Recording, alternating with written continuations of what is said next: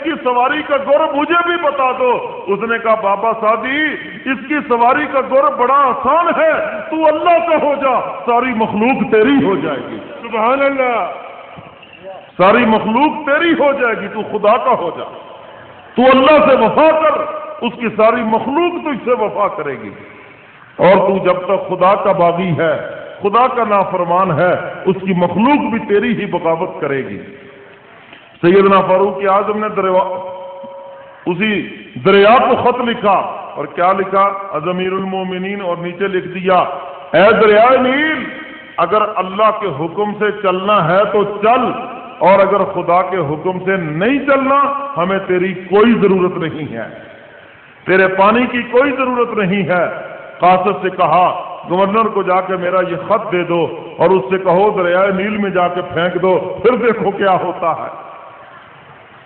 اب خط جب دربار میں پہنچا، گورنر نے خط پڑھا، لوگوں کو بتایا، بیچ میں کچے ایمان والے بھی ہوتے، لو جی ہم تو پہلے ہی کہتے ہیں، ان لوگوں کی عقلوں کو پتہ نہیں کیا ہو گیا، ہم تو پہلے ہی کہتے ہیں یہ کیسے ہوگا، دریائے نیل کیسے چلے گا، کیسے سمجھے گا۔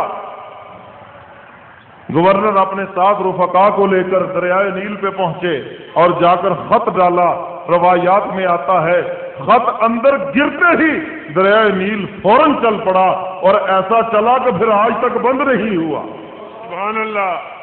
سیدنا فاروق اعظم رضی اللہ تعالیٰ عنہ، مدینے میں زلزلہ آ گیا، اپنا کوڑا اتار کر زمین کے اوپر 2-3 مرتبہ مارا، اور جلالی انداز میں فرمانے لگے اور زمین تو کانپتی کیوں ہے، کیا عمر نے تیرے اوپر عدل نہیں کیا؟ یہ زلزلے تو اس لیے آیا کرتے ہیں جب حکمران ظلم کرے، ناانصافی کرے، جب جج ناانصاف ہو جائے، جب قانون اور انصاف عدالتوں میں بکنے لگے، فرمایا اس وقت زلزلے آیا کرتے ہیں۔ عمر نے تو تیرے اوپر عدل کیا ہے، تو کیوں کانپنے لگی ہے؟ بس عمر کا یہ کہنا تھا کہ کانپتی ہوئی زمین فوراً تھم گئی۔ سیدنا فاروق اعظم رضی اللہ تعالیٰ عنہ، ان کے عجیب و غریب واقعات ہیں۔ میرے محترم سامعین، اگر سارے واقعات بیان کیے جائیں تو بات بڑی دور چلی جائے، بہت دور چلی جائے۔ اسی لیے تو فرمایا کہ اگر عمر جیسا ایک عمر اور آ جاتا تو دنیا سے کفر کا نام و نشان مٹ جاتا، کفر کا نام و نشان مٹ جاتا۔ سیدنا فاروق اعظم رضی اللہ تعالیٰ عنہ حج کے موقع پہ تشریف لے گئے، صحابہ کا مجمع ساتھ ہے، رات کو کنکریوں کے اوپر لیٹے ہوئے ہیں، اور اوپر چاند کو دیکھا کہ روشن ہے۔ دل میں یہ بات پیدا ہوئی یہ تو دنیا کا چاند ہے، اور ہمارا چاند بھی تو عالم برزخ میں روشن ہے۔ کملی والے پیغمبر کے گرد صحابہ کا مجمع یوں ہی ہوگا، وہاں بھی تو ایسے ہی محفل سجی ہوئی ہوگی، اور آفتاب نبوت ایسے ہی روشن ہوگا، اور عمر تو یہاں ہے۔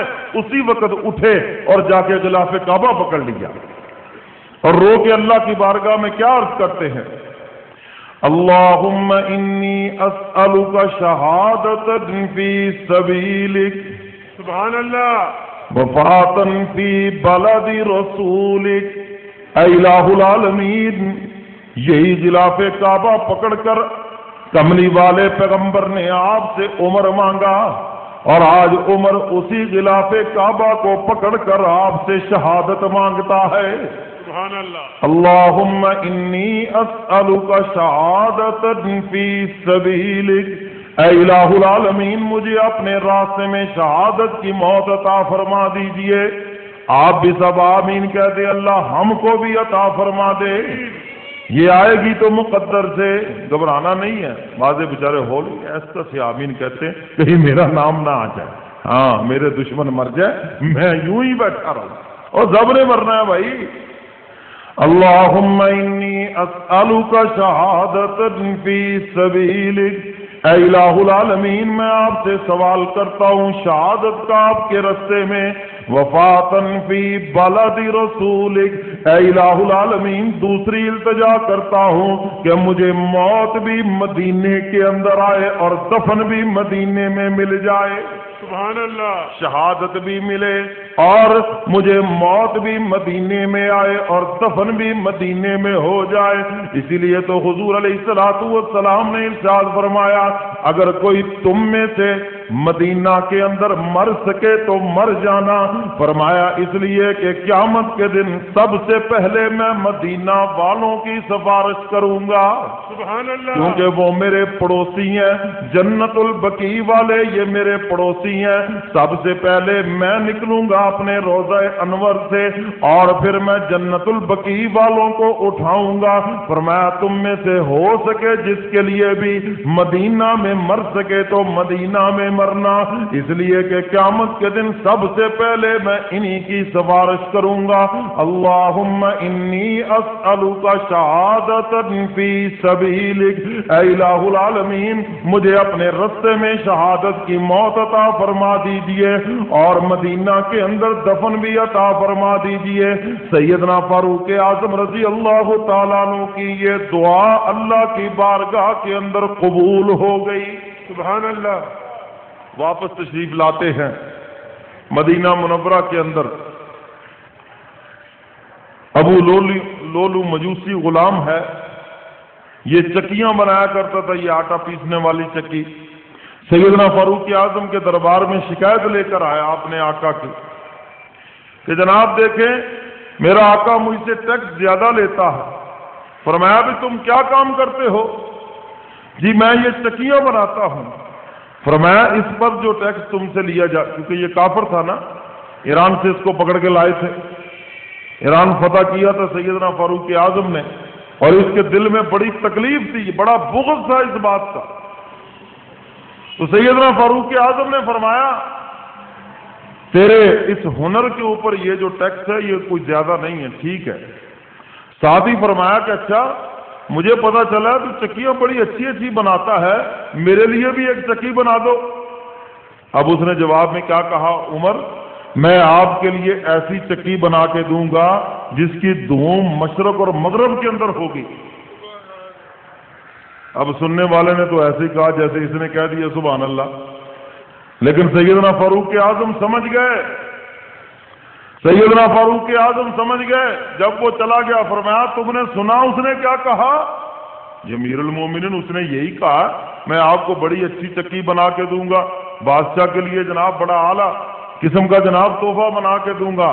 فرمایا نہیں نہیں، اس نے جواب کے اندر مجھے قتل کی دھمکی دی ہے کہ میں تمہیں قتل کروں گا جس کی دھوم مشرق اور مغرب میں پڑ جائے گی۔ ساتھیوں نے کہا امیر المومنین ہم اس کو ابھی پکڑتے ہیں۔ فرمایا پکڑ کے کیا کرو گے بھائی، یہ اسلامی عدالت ہے، جب جرم کیا نہیں تو سزا کس چیز کی ہے؟ جرم کیا کوئی نہیں، یہ کوئی پاکستان کی عدالتیں تھوڑی ہیں، یہ کوئی یہاں کا انصاف تھوڑی ہے۔ قتل کہیں ہوتا ہے، وہ فلانا سبزی لینے کا چلو اس کا بھی نام لکھ دو، وہ فلانا جناب اس کا بھی نام لکھ دو، فلانا فلانے موقع پہ آنکھیں نکالتا تھا اس کا بھی نام لکھو، فلاں موقع پہ بڑا بولتا تھا اس کا بھی نام لکھو۔ یہ ہم لکھانے والے بھی مجرم ہوتے ہیں۔ سیدنا فاروق اعظم فرماتے ہیں جب جرم کیا کوئی نہیں، سزا کس چیز کی؟ سیدنا فاروق اعظم کی دعا تو قبول ہو چکی تھی، مسجد نبوی کے اندر امامت فرما رہے ہیں، فجر کی نماز ہے، قرآن کریم کی تلاوت فرما رہے ہیں، یہی ابو لولو مجوسی پیچھے سے آتا ہے، اس نے خنجر زہر آلود لے کر پیچھے سے آ کے سیدنا فاروق اعظم پہ حملہ آور ہوتا ہے، اور سیدنا فاروق اعظم زخموں سے چور ہو کر مصلی رسول پہ یہ بھی وہیں پہ گرتے ہیں جہاں محبوب قدم رکھ کے مصلی پہ چڑھا کرتے تھے۔ سبحان اللہ۔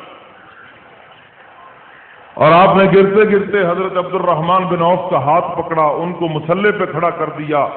جان جاتی ہے جائے لیکن نماز نہ جائے۔ عاشق اسی کو کہا جاتا ہے، یا تو سر میں درد ہوئی چلو جی نماز کی بھی چھٹی، دو چار پیسے آگے، چار گاہک آگے، نماز کی بھی چھٹی۔ اور بھائی تم نماز نہیں پڑھنے آتے، جمعہ نہیں پڑھ، جی بڑی مصروفیت ہے جی آج کل، آپ کو پتہ جی بڑا کام ہے۔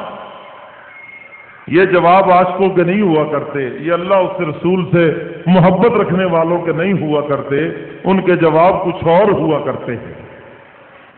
4 پیسے آگے ہم بھول گئے، خدا کو بھول گئے، اس کا گھر بھی بھول گئے۔ یہ دیکھو جان جا رہی ہے، عاشقوں کا انداز دیکھو، جان جا رہی ہے، فرماتے ہیں جان جاتی ہے جائے، نماز نہ جائے۔ عبد الرحمن بن عوف کا ہاتھ پکڑا، مصلے پہ کھڑا کر دیا، نماز سے فارغ ہوئے، سیدنا فاروق اعظم کو اٹھا کے قصر خلافت میں لایا گیا۔ جب ہوش آئی پوچھا کون تھا مجھے قتل کرنے والا، کس نے حملہ کیا؟ بتایا کہ ابو لولو مجوسی اس غلام نے۔ فرمایا الحمدللہ، اللہ کا شکر ہے میرے خون سے کسی مسلمان کے ہاتھ رنگین نہیں ہوئے۔ ابو لولو مجوسی کو پکڑ لیا صحابہ نے، اس نے اور 7 صحابیوں کو بھی شہید